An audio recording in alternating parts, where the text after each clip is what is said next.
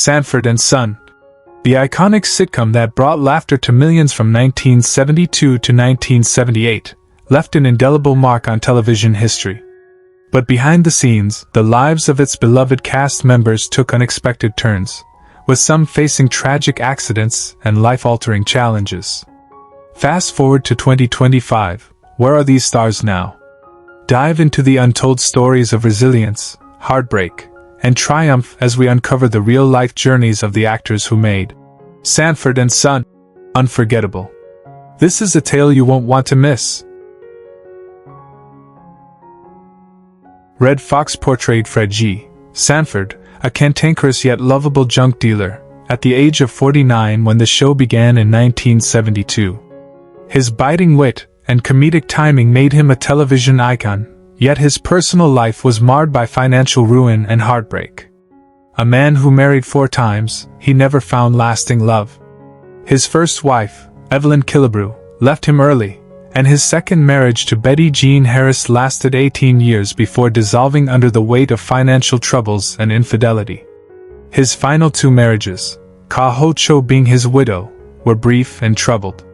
Fox, despite his success, was notorious for his reckless spending, living lavishly while accumulating massive IRS debt. His career waned, leading him to accept roles beneath his stature just to survive. His health deteriorated under stress, and in 1991, he collapsed on set from a fatal heart attack at 68.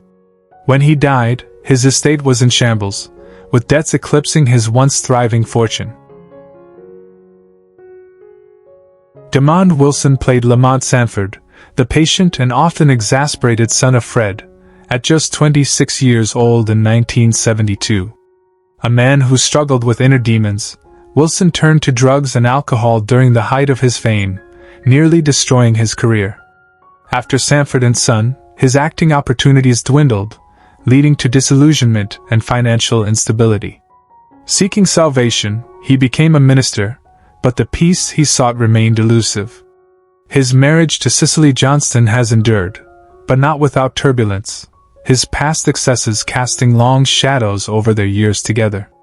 The couple had 6 children, yet the burden of Wilson's former life often strained their relationships.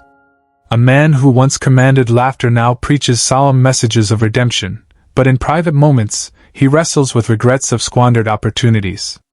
His net worth, once diminished by poor financial choices, has seen some stability in recent years, estimated at $1.5 million.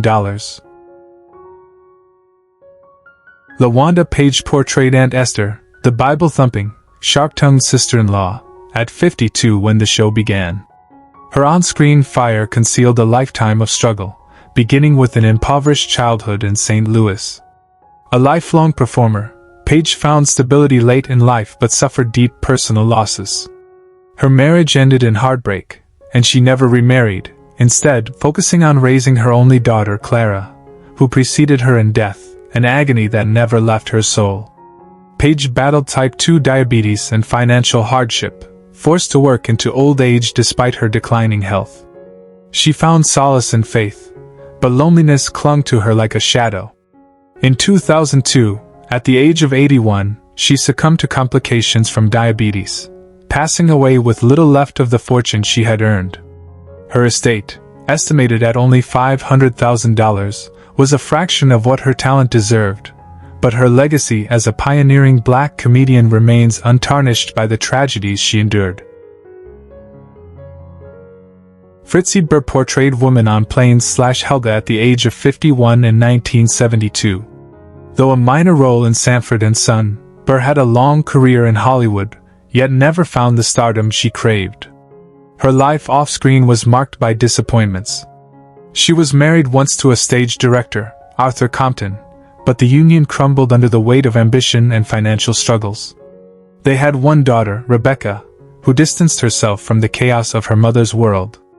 Burr's career stagnated in the 1980s, leaving her to rely on occasional voice work and fleeting TV appearances.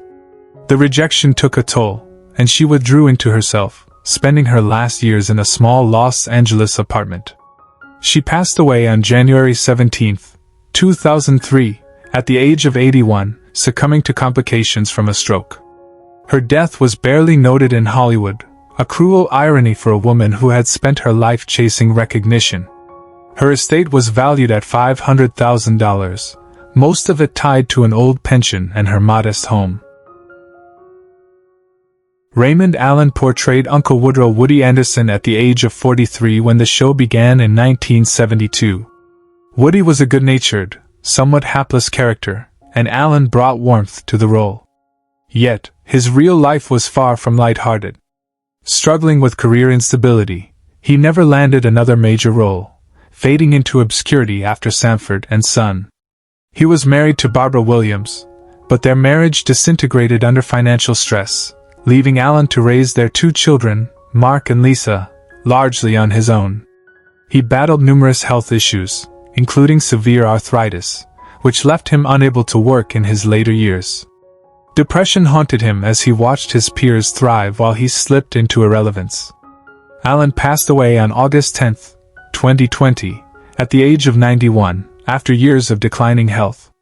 He died in a nursing home, far from the spotlight that had once embraced him. His estate was estimated at a mere $250,000, most of which was used for end-of-life care, a tragic reminder of a career that Hollywood had long since forgotten. Pat Morita played Achu/Colonel Hayakawa at the age of 40 in 1972, bringing warmth and humor to the screen despite the show's often gruff and cutting dialogue. His character was one of the few bright spots in a show that thrived on sarcasm and hard-edged humor. Off-screen, Morita's life was anything but lighthearted. Paralyzed by spinal tuberculosis as a child, he defied medical odds to walk again, but emotional scars lingered. He married 3 times. His first 2 marriages, to Kathleen Yamachi and Yukai Kitahara, ended in painful divorces. His final marriage to Evelyn Guerrero lasted until his passing, though it was marred by financial struggles and his long battle with alcoholism. His career after Sanford and Son soared with The Karate Kid, but success couldn't mend his personal woes. He suffered from chronic health issues, underwent multiple surgeries, and battled depression. Morita passed away on November 24, 2005, at 73 due to kidney failure. At his death, his estate was estimated at $5 million, much of which was lost to mismanagement and medical expenses. Don Bexley, who portrayed Bubba Bexley at the age of 61 in 1972, brought an infectious energy to Sanford and Son. His character, a loyal yet dim-witted friend to Fred Sanford, became a fan favorite for his joyful naivety and impeccable comedic timing. But behind the laughs, Bexley's life was filled with hardship. A veteran of the vaudeville circuit, his career stagnated after the show, leading to years of financial instability. He was married to Gwendolyn Bexley, a quiet woman who endured his frequent absences and career disappointments. Their marriage, though lasting, was marred by emotional distance, and they never had children, something Bexley regretted in his later years. He struggled with health issues, facing multiple surgeries, and lived in near poverty during his final years, relying on the kindness of old friends. He passed away on April 15, 1997, at the age of 87 due to heart failure. His estate was estimated at a modest $250,000, mostly accumulated from residuals and personal savings. Whitman Mayo, who portrayed the absent-minded but lovable Grady Wilson at 42, became an unlikely star, but his post-Sanford and Son years were riddled with misfortune. His role typecast him, leaving him with few serious acting opportunities. His first marriage to Patricia Mayo ended in heartbreak after years of financial struggles and increasing disillusionment.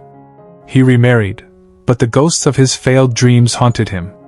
Though he had 3 children, Ronnie, Gregory, and Patricia Jr., his career disappointments distanced him from them.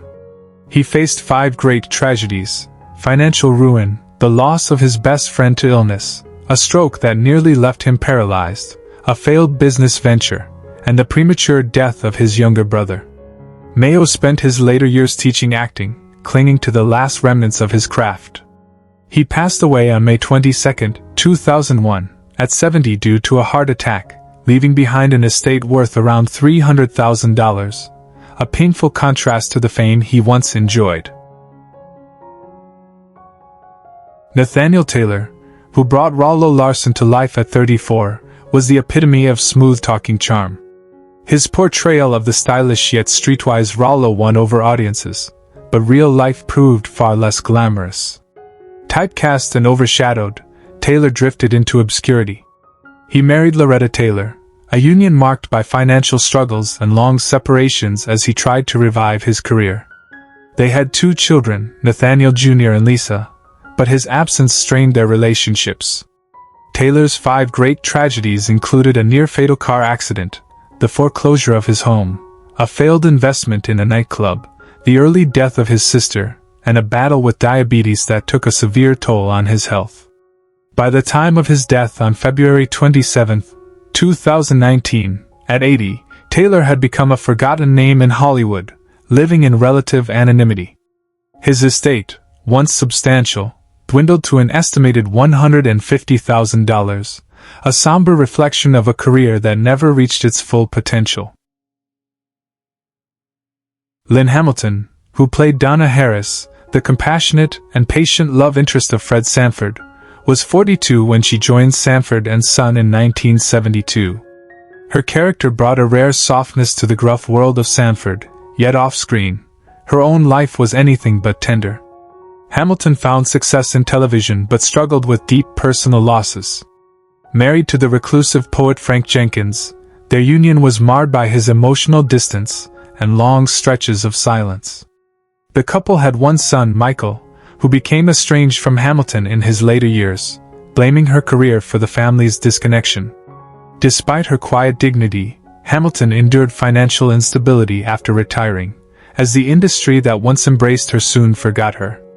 She suffered the heartache of losing her closest friends, one by one, leaving her to navigate the solitude of old age. Health battles, including a near-fatal stroke in her late 80s, only deepened her isolation.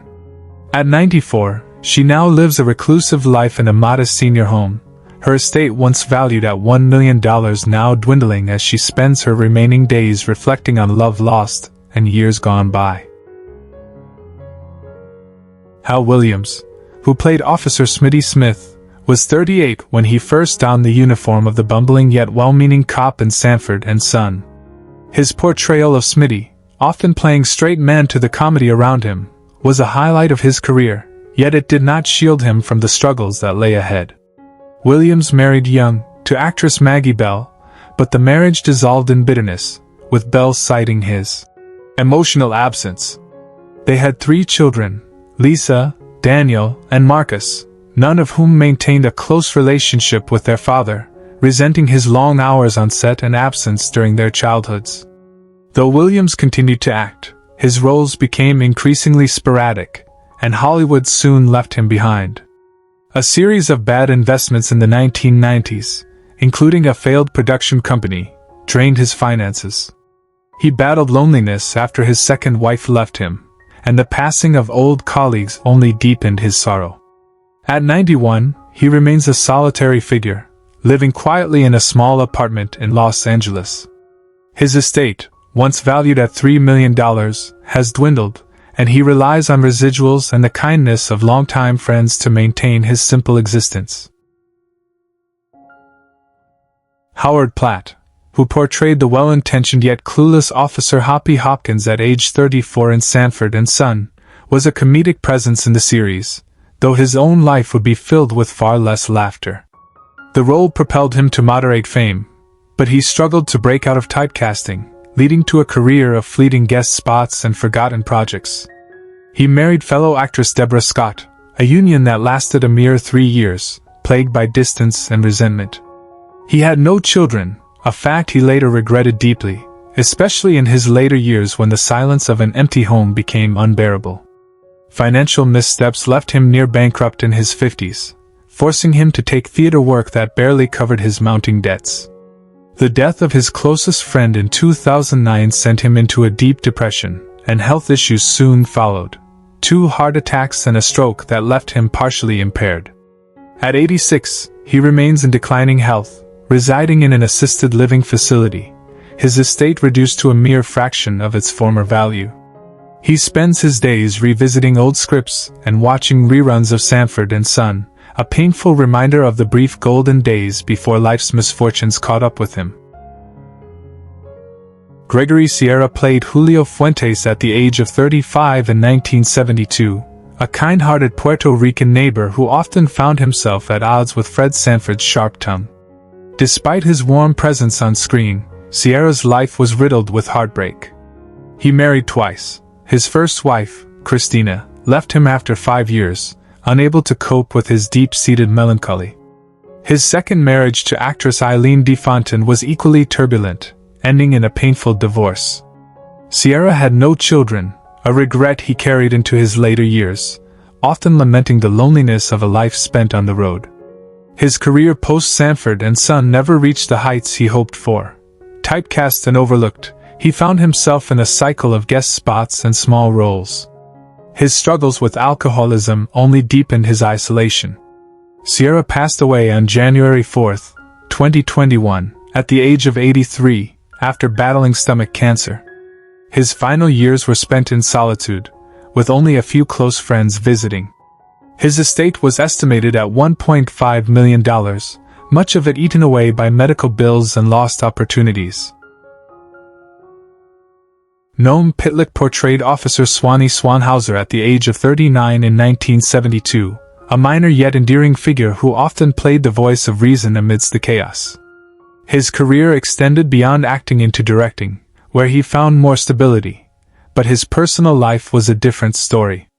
Pitlick married 3 times, first to Jessie Blostein, then to Gabrielle Allerhand, and finally to Linda Hirsch, none of which brought him lasting happiness.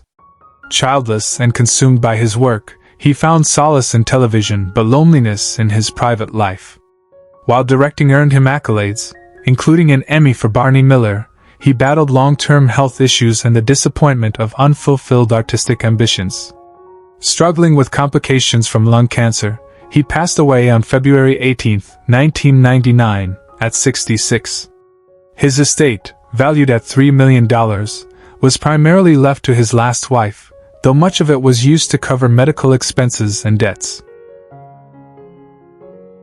Marlene Clark portrayed Janet Lawson at the age of 37 when she joined Sanford and Son in 1975, playing Fred's sophisticated yet long-suffering girlfriend. Though she radiated confidence on screen, her life was filled with struggles. Her marriage to actor Billy D. Williams was short-lived, crumbling under the weight of conflicting careers and personal differences. She never remarried and had no children, often expressing regret over the solitude that crept into her later years. While she found minor success in cult horror films, leading roles eluded her, and she drifted into obscurity. Financial instability plagued her, forcing her to take odd jobs outside of Hollywood. In her final years, she suffered from declining health and spent much of her time alone, disconnected from the industry that had once embraced her. She passed away on May 18, 2023, at the age of 85. Her estate was modest, estimated at around $500,000, largely consisting of residuals and a small inheritance. Who is your favorite character from Sanford and Son? How does it feel knowing that some of the actors are no longer with us?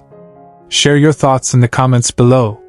If you enjoy this type of content, don't forget to like the video, subscribe to the channel, and hit the notification bell to stay updated on future uploads.